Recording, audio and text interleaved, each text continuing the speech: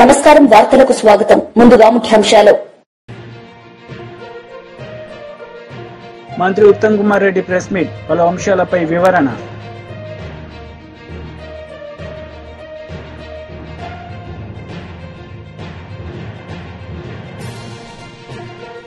మాజీ మంత్రి RK Roja press meet, CM Chandrababu నాయుడుపై ఫైర్. మాజీ మంత్రి కేటీఆర్ మీడియా సమావేశం నిర్వహించారు. ఈ సందర్భంగా ఆయన మాట్లాడారు. కేసీఆర్ గారి నేతృత్వంలో మన పార్టీ తెలంగాణ రాష్ట్రం ఏర్పడ్డ మొట్టమొదటి రోజే అధికారంలోకి వచ్చిన తర్వాత ఒక ప్రణాళిక ప్రకారం పల్లె గాని పట్టణం గాని అభివృద్ధి చేసుకోవాలి, ప్రణాళికబద్ధంగా ఒక పల్లెలో ఏమేమి సౌలతులు ఉండాలి, పట్టణంలో ఏమేమి సౌలతులు ఉండాలని చెప్పి ప్రభుత్వమే ఆలోచించి విధులు మాత్రమే గుర్తు చేయడం కాకుండా నిధులు కూడా సమకూర్చి, అంటే ఇటు మున్సిపల్ కౌన్సిలర్లకు కానీ అటు సర్పంచ్లకు కానీ చెట్లు నాటు నుంచి మొదలు పెడితే పారిశుద్ధ్యం, ఇంటింటికి మంచినీళ్ళు ఇచ్చుడు, పార్కులు, స్ట్రీట్ లైట్స్, పల్లె ప్రకృతి వనాలు, పట్టణ ప్రకృతి వనాలు, డంపింగ్ యార్డులు, శ్మశాన వాటికలు, ఈ రకంగా బ్రహ్మాండంగా ఎట్లా ప్రణాళికబద్ధంగా పనిచేయవచ్చునో మొత్తం భారతదేశానికి చూపెట్టింది ఖచ్చితంగా తెలంగాణ రాష్ట్రం అని ఘంటాపదంగా ఇవాళ మనందరం గర్వంగా చెప్పొచ్చు. నేను చెప్పేదేదో ఊరికేనే మన డబ్బా మనం కొట్టుకోవడం కోసం చెప్తలేను. కేంద్ర ప్రభుత్వం మనకిచ్చిన అవార్డులే దానికి నిదర్శనం అనే మాట నేను మీకు గుర్తు చేస్తా ఉన్నా. మీకు తెలుసు, తెలంగాణ జనాభా భారతదేశంలో మొత్తం దేశ జనాభాలో చూసుకుంటే 3% కంటే తక్కువ, 3% కంటే తక్కువ జనాభా భారతదేశంలో తెలంగాణ. కానీ భారతదేశంలో అత్యుత్తమ గ్రామాలు ఎక్కడున్నాయి, అతి మంచి గ్రామాలు ఎక్కడున్నాయి, ఎక్కడ ప్రణాళికబద్ధంగా పని జరుగుతున్నది అని కేంద్ర ప్రభుత్వం వాళ్ళ గ్రామీణాభివృద్ధి శాఖ గ్రామీణ స్వచ్ఛ సర్వేక్షణ నిర్వహించి అవార్డులు ఇస్తే 3% కంటే తక్కువ జనాభా ఉన్న తెలంగాణ కేసీఆర్ గారి నాయకత్వంలో 30% అవార్డులు గెలుచుకున్న విషయాన్ని నేను మీకు గుర్తు చేస్తా ఉన్నా. అంటే ఎక్కడ 3% జనాభా, ఎక్కడ భారతదేశం మొత్తానికి ఆదర్శంగా 30% అవార్డులు, ఒక్కసారి మీరు యాడ్ చేసుకోండి. అట్లాగే పల్లెలు మాత్రమే కాదు, పట్టణాలలో కూడా భారతదేశంలోనే 2వ అతిపెద్ద సంఖ్యలో అవార్డులు, మనకంటే 3.5 రెట్లు పెద్దగుంటది మహారాష్ట్ర. ఆ మహారాష్ట్ర తర్వాత వాళ్ళకి 28, 29 అవార్డులు వస్తే 26 అవార్డులు అత్యుత్తమ మున్సిపాలిటీలకు గెలుచుకొని భారతదేశానికి ఆదర్శంగా పట్టణాభివృద్ధిలో కూడా నిలబడ్డది మన తెలంగాణ కేసీఆర్ గారి నాయకత్వంలో. ఇదేదో మాటలతోనో, ఊకదంపుడు ఉపన్యాసాలతోనో, లేదా చిల్లర మల్లర బజారు భాషతోనో కాలేదు.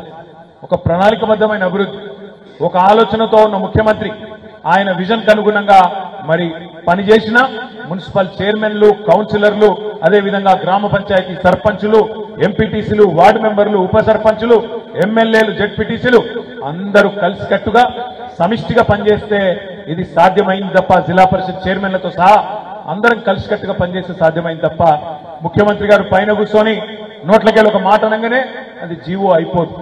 ముఖ్యమంత్రి గారు ఒక డైలాగ్ కొట్టగానే ఇక్కడ రోడ్లు పరిశుభ్రం కావు. ముఖ్యమంత్రి గారు ఒక ఉపన్యాసం చెప్పగానే ఇక్కడ నీళ్లు పొంగుకుంటూ రావు. ఇవన్నీ కావాలంటే పనితనం ఉండాలి, పని చేసే తెలివి ఉండాలి. అది కేసీఆర్ గారికి ఉన్నది కాబట్టి 9.5 సంవత్సరాలలో బ్రహ్మాండమైన కార్యక్రమాలు చేసింది. ఇప్పుడే సోదరి మాధవి చెప్పింది, సరిగ్గా 2014కు ముందు వేములవాడ గాని సిరిసిల్ల పట్టణాలు గాని పరిస్థితి ఏందో మీరే యాద్ చేసుకోండి. నేను 2009లో మొట్టమొదటిసారి ఎమ్మెల్యే అయినా సిరిసిల్లకు. నాకు యాదుకున్నది, ఎండాకాలం వచ్చిందంటే భయం అవుతుండే. ఎండాకాలం వచ్చిందంటే ఊళ్ళలో పోవాలంటే భయం, పట్టణంలో తిరగాలంటే భయం. ఎందుకు? ఎక్కడ పోతే అక్కడ బిందెలు అడ్డం పెడతారు, ఎక్కడ పోతే అక్కడ కుండలు అడ్డం పెడతారు, లొల్లి ఉంటుండే. ఎందుకు? మంచినీళ్ళు లేవు, ట్యాంకర్లు. నాకు యాదుకున్నది, నేను మొదటిసారి ఎమ్మెల్యే అయినప్పుడు నా సొంత ఖర్చులతోని 4-5 ట్యాంకర్లు పెట్టి, లారీలు పెట్టి, ట్యాంకర్లు పెట్టి సొంత ఖర్చులతోని ఆ రోజు గల్లీకి నీళ్లు వేయాల్సిన పరిస్థితి వచ్చింది. సొంత ఖర్చులతో మోటార్లు, బోర్లు లేపించినాం ఆనాడు 2009 నుంచి 14 వరకు. అప్పుడున్న ప్రభుత్వం, కాంగ్రెస్ ప్రభుత్వం పట్టించుకోకపోతే ఇక్కడున్న ఎమ్మెల్యేలం సొంత ఖర్చులతోని పైసలు పెట్టుకొని మరీ పనిచేసినాం. కానీ 14లో ఎప్పుడైతే తెలంగాణ వచ్చిందో, 14 నుంచి 23 డిసెంబర్ వరకు దాదాపు 9.5 సంవత్సరాలు మనం ఎన్నడూ ఇది కాంగ్రెస్ కౌన్సిలర్ వార్డు, ఇది టీఆర్ఎస్ కౌన్సిలర్ వార్డు అని చూడలే. సంకుచిత రాజకీయం చేయలే. ఎక్కడ ఉన్నా ప్రజలు మన వాళ్ళే, వాళ్ళకు మేలు చేయాలని చూసినాం.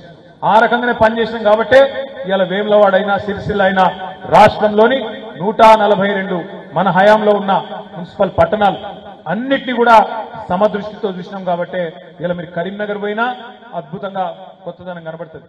చొప్పదండి దాన్ని రవిశంకర్. మాజీ మంత్రి ఎమ్మెల్యే హరీష్ రావు మీడియా సమావేశం నిర్వహించారు. ఈ సందర్భంగా ఆయన మాట్లాడారు.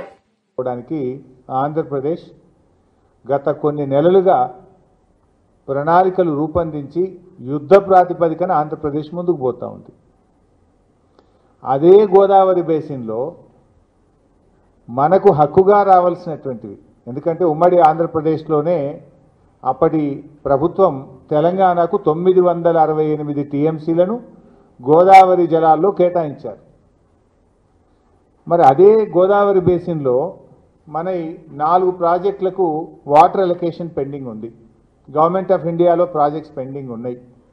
ఒకటి సీతారామ లిఫ్ట్ ఇరిగేషన్, రెండవది సమ్మక్క సాగర్ ప్రాజెక్టు, మూడవది కాళేశ్వరం 30 టీఎంసీ, నాలుగవది డాక్టర్ అంబేద్కర్ వార్దా ప్రాజెక్టు. ఈ 4 ప్రాజెక్టులకు వాటర్ అలొకేషన్ ఒకవైపు పెండింగ్లో ఉంది. సీతమ్మ సాగర్కు మనం 67 టీఎంసీలు అడిగాం, సమ్మక్క సాగర్కు 47 టీఎంసీలు అడిగాం, అంబేద్కర్ వార్దా ప్రాజెక్టుకు 12 టీఎంసీలు అడిగాం. అఫ్కోర్స్ ఈ అడిషనల్ 3rd టీఎంసీ కాళేశ్వరంది వాటర్ అలొకేషన్ లేదు, కానీ క్లియరెన్స్ పెండింగ్ ఉంది. ఈ 4 ప్రాజెక్టులు మన అక్కడ పెండింగ్లోనే పెట్టిండ్రు. మన ప్రభుత్వం నిద్రపోతూ ఉంది. మనకు హక్కుగా రావాల్సిన సీతమ్మ సాగర్ 67 టీఎంసీలు కానీ, ఈవెన్ సీతమ్మ సాగర్లో కూడా అప్పుడు మా బీఆర్ఎస్ ప్రభుత్వం ఉన్నప్పుడే అన్ని క్లియరెన్సులు తెచ్చినాం. చివరి క్లియరెన్స్ పెండింగ్ ఉంది, టీఏసీ చివరి క్లియరెన్స్. అది క్లియర్ అయితే 67 టీఎంసీలు మనకు వస్తాయి. అట్లే సమ్మక్క సాగర్లో 47 టీఎంసీలు వస్తాయి. అదేవిధంగా వార్ధాలో 12 టీఎంసీలు. దీని గురించి ఒకవైపు పర్సూ చేయడం లేదు. ఈ ప్రాజెక్టులను అనుమతి సాధించడంలో రాష్ట్ర ప్రభుత్వం 13 నెలల కాలంలో విఫలమవుతా ఉంది. ఇంకొక వైపు ఆంధ్రప్రదేశ్ ఏమో 200 టీఎంసీలు గోదావరి నీళ్లను పెన్నా బేసిన్కు తీసుకుపోవడానికి యుద్ధ ప్రాతిపదికన ఆగమేఘాల మీద ఆంధ్రప్రదేశ్ కదులుతుంటే ఈ రాష్ట్ర ప్రభుత్వంలో కనీస చలనం లేదు. ఇప్పుడు మనకు ఏ రాష్ట్రమైనా, ప్రత్యేకించి ఆంధ్రప్రదేశ్ తెలంగాణలో ఒక కొత్త ప్రాజెక్టు చేపట్టాలంటే సెంట్రల్ వాటర్ కమిషన్ క్లియరెన్స్ కావాలి, వాటర్ అలొకేషన్ కావాలి, ఇంటర్ స్టేట్ క్లియరెన్స్ కావాలి, ఏపీ రీఆర్గనైజేషన్ యాక్ట్ ప్రకారంగా జీఆర్ఎంబి కేఆర్ఎంబి అనుమతి రావాలి, అపెక్స్ కౌన్సిల్ అనుమతి కావాలి. ఏ అనుమతి లేకుండా గోదావరి బంకచెర్ల ప్రాజెక్టును ఇవాళ ఆంధ్రప్రదేశ్ ప్రభుత్వం తీసుకొని పోతా ఉంది. ఏం చేస్తుండ్రు ముఖ్యమంత్రి, ఏం చేస్తుండ్రు నీటిపారుదల శాఖ మంత్రి, ఏం చేస్తుండ్రు? కనీసం ఇవాళటి వరకు ఉత్తరం కూడా రాయలే వీళ్ళు. అరే ఇది అన్యాయము, మా అనుమతి లేదు, మా ప్రాజెక్టులు పెండింగ్లో ఉన్నాయి, మా ప్రాజెక్టులు క్లియర్ చేయకుండా, మా సీతారామ అన్నే ఉన్నది, మా సమ్మక్క సాగర్ అన్నే ఉన్నది, మా వార్దా అక్కడనే ఉన్నది, మాది క్లియర్ చేయకుండా ఈ ప్రాజెక్టుకు ఆంధ్రప్రదేశ్ ప్రభుత్వం ముందుకు పోతా ఉంది, దీన్ని ఆపండి అని చెప్పి ఈ రోజుకు ఉత్తరం కూడా రాయలేదు మీరు. ఇంకోవైపు ఆంధ్రప్రదేశ్ ముఖ్యమంత్రి చంద్రబాబు నాయుడు గారు ఇది 15/11/2024 కేంద్ర మంత్రి నిర్మలా సీతారామన్ గారికి లేఖ రాశారు. మేము ఇట్లా ప్రాజెక్టు కట్టుకుంటున్నాం, మేము 80,112 కోట్లతో ఈ ప్రాజెక్టు కడుతున్నాం, దీనికి డబ్బులు ఇవ్వండి, కేంద్ర ప్రభుత్వం బడ్జెట్లో నిధులు పెట్టండి అని ఆంధ్రప్రదేశ్ ముఖ్యమంత్రి గారు 15/11/2024 నవంబర్ 2024లో ప్రాజెక్టు రూపకల్పన అయిపోయింది. పైసల కోసం ఢిల్లీకి ఉత్తరాలు రాస్తుండే చంద్రబాబు నాయుడు గారు. ఇది 15/11/2024. ఇంకో ఉత్తరం రాసిండు 31 డిసెంబర్ 2024 నిర్మలా సీతారామన్ గారికి రాశారు. ఏమని? గోదావరి టు కృష్ణా రివర్కు. మంత్రి ఉత్తమ్ కుమార్ రెడ్డి మీడియా సమావేశం నిర్వహించారు. ఈ సందర్భంగా ఆయన మాట్లాడారు. ఇప్పుడు కూడా ఆయన 200 టీఎంసీలు పోతున్నా అంటున్నారు కాబట్టి మరి కాదు అని నిరూపణ మీరేమైనా విజిట్ చేసి ఇప్పుడు వాళ్ళు ఎక్కడి నుంచి పోతున్నారు, అక్కడికి ఏమైనా విజిట్ చేస్తారా మీరు? నేనేమంటున్నా, ఒక రూపాయి పని కాలేదు, ఒక చుక్క నీళ్లు పోతలేవు. అసలు ప్రాజెక్ట్ లైక్ దాట్. అది వాళ్ళు ఏదో రూపకల్పన చేసుకొని విజయవాడలో చంద్రబాబు గారు పోయినలా ఒక దాన్ని ఏమంటారు పవర్ పాయింట్ ప్రెజెంటేషన్ ఇచ్చి ఇట్లా మేము చేయబోతున్నాము, దీనికి కేంద్రం నుంచి నిధులు అడుగుతాము అని చెప్పిండు. నిజంగా వీళ్ళ మరి తెలివితేటలు ఏ స్థాయిలో ఉన్నారండి. ఆయన పవర్ ప్రెజెంటేషన్ ఇచ్చి నేను డేట్ చెప్తాను మీకు, వాళ్ళు ఏ డేట్ లెటర్ రాసిన చెప్తున్నాను మీకు. ఓకే, ఇది విజయవాడలో చంద్రబాబు గారు 29 డిసెంబర్ 2024కి ఒక ప్రెజెంటేషన్ ఇచ్చారు. 31 డిసెంబర్కి ఆయన లేఖ రాసింది కేంద్ర ఆర్థిక మంత్రికి. దాని ఫాలో అప్ గా 15/11 లేఖ రాసిండు, 31/12 లేఖ రాసిండు. ఆ లేఖ ఆధారంగా ప్రాజెక్ట్ కట్టడం కాదు, ఆ లేఖ ఆధారంగా కేంద్ర జలవనరుల మంత్రిత్వ శాఖ కేఆర్ఎంబికి, జిఆర్ఎంబికి, సెంట్రల్ వాటర్ కమిటీకి, సెంట్రల్ వాటర్ కమిషన్ కి ఈ ప్రాజెక్టు మీద ఇట్లా వీళ్ళు కడతా ఉంటున్నారు, మీ అభిప్రాయం ఏంది అని అడిగిండ్రు. దానికి ఆయన వీళ్ళు 200 టీఎం తీసుకోవద్దంటే అది ఎంత దుర్మార్గపు అబద్ధం పాటలేదు. మీరు కూడా దాన్ని ఆ స్థాయిలో అటువంటి అబద్ధాలు ఒక ప్రజా జీవితంలో ఎవరైనా మాట్లాడితే, ఒక మాజీ ఇరిగేషన్ గురించి మాట్లాడితే మీరు ఏ స్థాయిలో టేకప్ చేయాలి? ఎట్లా ఇంత అబద్ధాలు మాట్లాడతారు వాళ్ళు? మీరు ఇరిగేషన్ లో కొంత ఎక్స్పీరియన్స్ ఉంది. Harish Rao says in his press meet today, Chandrababu Naidu is taking 200 TMC from Godavari to Pankacharla. Not even one drop of water is going. దాన్ని మరి అంత అబద్ధాలు, అంత మరి దుర్మార్గం మాట్లాడితే నేను దాన్ని తీవ్రంగా ఖండిస్తున్నాను. దాంట్లో ఏమి వాస్తవం లేదని తెలియజేస్తాను. మంత్రి గారు హరీష్ రావు గారు ఇంకో మాట కూడా అన్నారు, మీకు నిజాయితీ ఉంటే అఖిలపక్ష సమావేశం ఏర్పాటు చేయండి, మీకు మీరు ఎప్పుడో అఖిలపక్షం పెట్టాలని కానీ సూచన సలహాలు ఇస్తామని అంటున్నారు. నేనేమంటున్నా, మీరు ఇరిగేషన్ మంత్రి చేసిండ్రు, మీరు ఇరిగేషన్ శాఖ ఏ విధంగా నడిపించిండ్రు జనమంతా చూస్తూనే ఉన్నారు. కట్టిన కాళేశ్వరం కూలిపోయింది. పాలమూరు రంగారెడ్డిలో 27,000 కోట్లు ఖర్చు పెడితే 27,500 కోట్లు ఖర్చు పెడితే 1 ఎకరం ఆయకట్టు రాలేదు. సీతారాం సాగర్ కింద 8,000 కోట్లు ఖర్చు పెడితే 1 ఎకరం ఆయకట్టు రాలేదు. మరి మీరు ఏ విధంగా మీరు నడవాలో మీరు చెప్తారంటే ఎట్లా? ఎస్, మేము పిలుస్తామో లేదో మేము నిర్ణయం తీసుకుంటాం. కానీ మీరు అబద్ధాలు మాట్లాడి ఆ అబద్ధాలు మీరు నిలవంటే ఎట్లా? Brother, what I'm advising is, firstly what is spoken is totally falsehood. That must be, tomorrow you must cover it in an appropriate way. That's a complete lie. Just imagine, actually I was in today in Janpad Dargah, which is about 300 kilometers from here. I came just half an hour before, then I saw this, something on the media, that చాలా ఓవర్గా మాట్లాడాను. I said, right?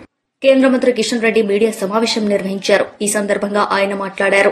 సామాజిక వర్గం నుంచి వచ్చినటువంటి వ్యక్తి, మరి ఆయన ఆ రోజే ప్రజానాయకుడు అంటే జననాయకగా గుర్తింపు తెచ్చుకున్నారు. ఈ పార్టీ ఆ పార్టీ అని కాదు, యావత్ సమాజం ఆయనను ఒక ప్రజానాయకుడుగా జననాయక్ అనేటువంటి పేరుతో పిలిపించుకున్నటువంటి గొప్ప మహానుభావుడు. అంతేకాదు, వారు విద్యార్థి దశగా ఉన్నప్పుడే మరి క్విట్ ఇండియా మూవ్మెంట్లో మహాత్మా గాంధీ పిలుపుకు ముందుకు వచ్చి క్విట్ ఇండియా ఉద్యమంలో దేశ స్వాతంత్రం కోసం పోరాటం చేసి 26 నెలల పాటు జైలు జీవితం గడిపినటువంటి మహానుభావుడు, ప్రముఖ స్వతంత్ర సమర యోధుడు కర్పూరి ఠాకూర్ గారు. ముందుగా స్వాతంత్రం వచ్చిన తర్వాత స్వతంత్ర ఉద్యమంలో పాల్గొన్నప్పటికీ తన సొంత గ్రామంలో ఒక స్కూల్ టీచర్గా కూడా పనిచేసి పేద ప్రజలందరూ కూడా చదువుకోవాలి, ముఖ్యంగా బడుగు బలైన వర్గాలు, దళిత సామాజిక వర్గాలు చదువుకుంటేనే మంచి భవిష్యత్తు ఉంటుంది అని ఆయన ఉపాధ్యాయుడిగా తన సొంత గ్రామంలో కూడా స్వాతంత్రం వచ్చిన తర్వాత పనిచేసినటువంటి మహానుభావుడు కర్పూరి ఠాకూర్ గారు. దాంతోపాటు మన దేశానికి ఒక రాష్ట్ర భాష ఉండాలి, అధికారపూర్వకమైనటువంటి భాష ఉండాలని నమ్మినటువంటి వ్యక్తులలో కర్పూరి ఠాకూర్ గారు ప్రథమ వ్యక్తి. హిందీ భాష ప్రోత్సాహానికి విశేషమైనటువంటి కృషి చేశారు. మన మాతృభాషలు ఉన్నప్పటికీ వాటికి గౌరవం ఇస్తుంటేనే, వాటిని పరిరక్షించుకుంటేనే, వాటిని మనము అవలంబిస్తూనే దేశానికి ఒక భాష ఉండాలి, రాష్ట్ర భాష ఉండాలి, అధికారిక భాష ఉండాలని నమ్మినటువంటి వ్యక్తుల్లో కర్పూరి ఠాకూర్ ఒకరు. వారు 1952లో బీహార్ ఎమ్మెల్యేగా ఎన్నికైనటువంటి వ్యక్తి. ఆయన విద్యార్థిగా ఉన్నప్పుడే సోషలిస్టు భావజాలానికి అంకితమై ప్రజా సోషలిస్టు పార్టీ, అదేవిధంగా జాయింట్ సోషలిస్టు పార్టీ అనేటువంటి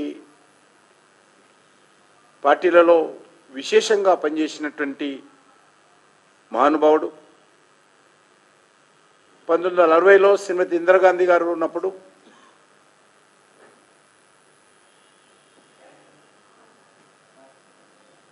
మరి ఆ రోజు పండిత్ జవహర్లాల్ నెహ్రూ, శ్రీమతి ఇందిరాగాంధీ గారు కాంగ్రెస్ పార్టీ పరిపాలనలోని అనేక రకాల ప్రజా ఉద్యమాలు నిర్మాణం చేసినారు.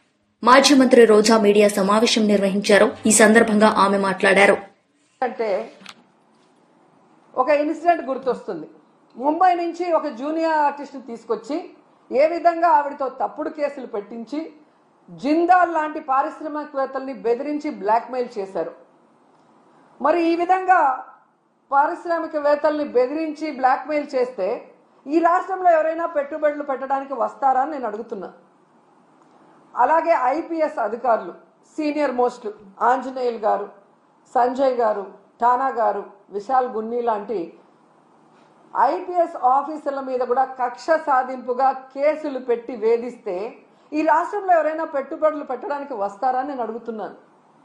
అలాగే ఐఏఎస్ ఆఫీసర్లకు కూడా 7 నెలలుగా కొంతమందికి పోస్టింగ్లు ఇవ్వకుండా వాళ్ళని వేధిస్తూ వాళ్ళని జైల్లో పెడతామని బెదిరిస్తూ ఈరోజు చంద్రబాబు నాయుడు ప్రభుత్వం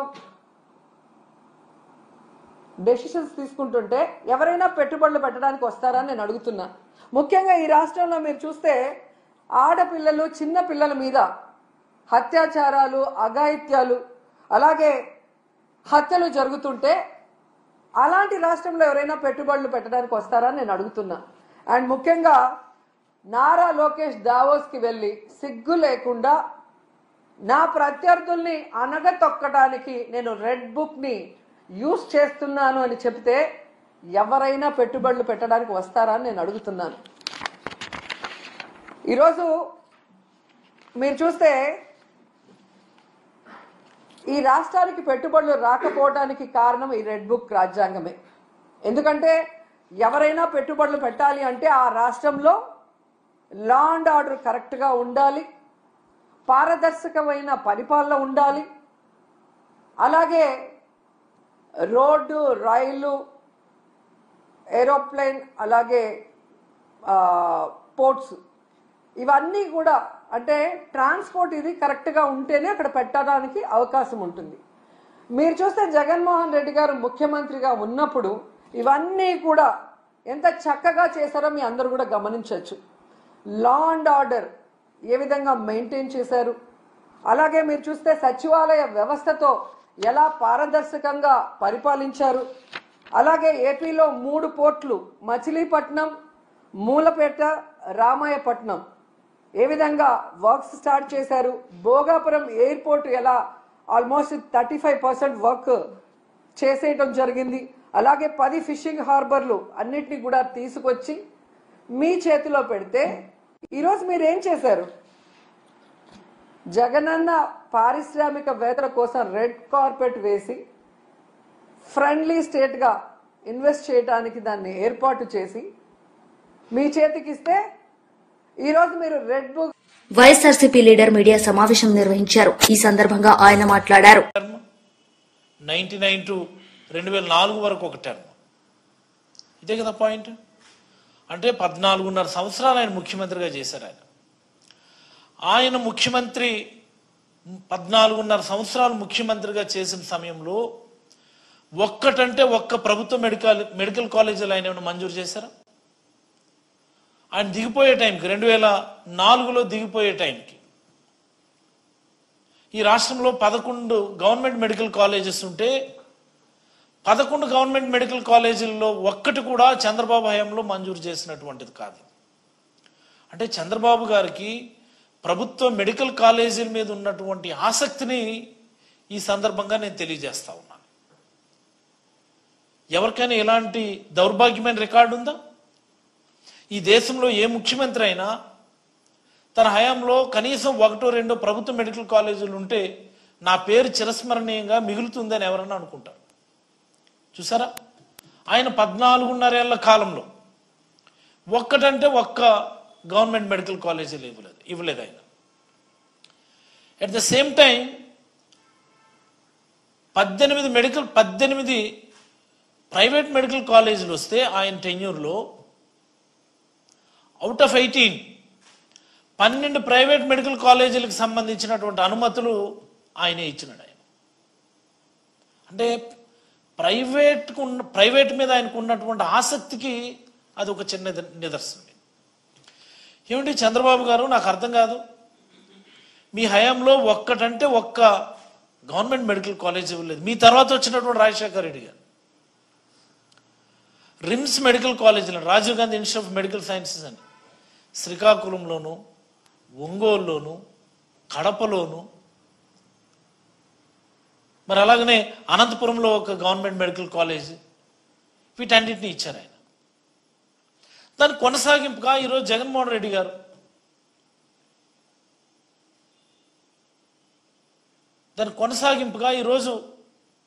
జగన్మోహన్ రెడ్డి గారు 17 మెడికల్ కాలేజీలు ఇచ్చారు. 17. ఇంకొక టెన్యూర్ ఉంది చంద్రబాబు గారు, మళ్ళీ 14 నుంచి 19 వరకు ఒక టెన్యూర్ ఉంది. అప్పుడు 9.5 ఏళ్ళు,